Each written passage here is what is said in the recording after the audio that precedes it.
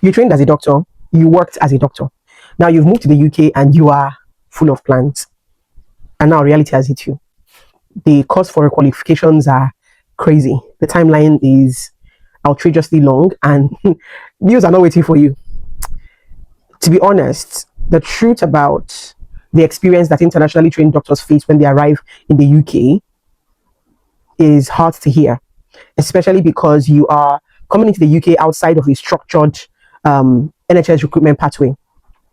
Now, to practice as a doctor in the UK, you need, your GMC registration, and to get that GMC registration as an internationally trained doctor, you will likely need to pass the Professional and Linguistic Assessment Board test, known as PLAB.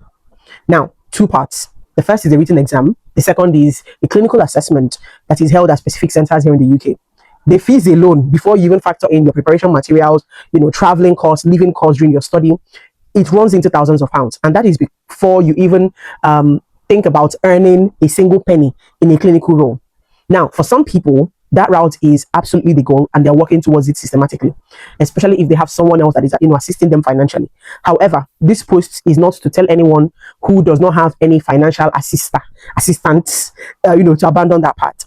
But for the person who is here right now, you're qualified, experienced, but you're unable to pursue this requalification immediately because of financial reasons or family reasons, you need to know that staying competitive and staying in your field, it does not require GMC registration, at least not yet. Now, not for every role, but there are certain roles that will value what you have.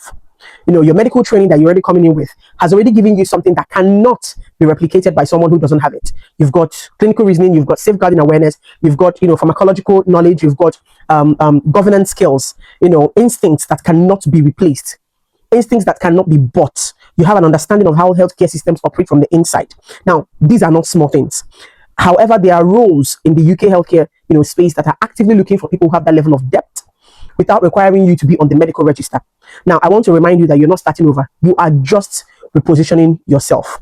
Now, next thing we're going to look at would be, those type of roles that you need to be looking at and with context so that you can see which of these roles, fit to where you are and what you're looking for.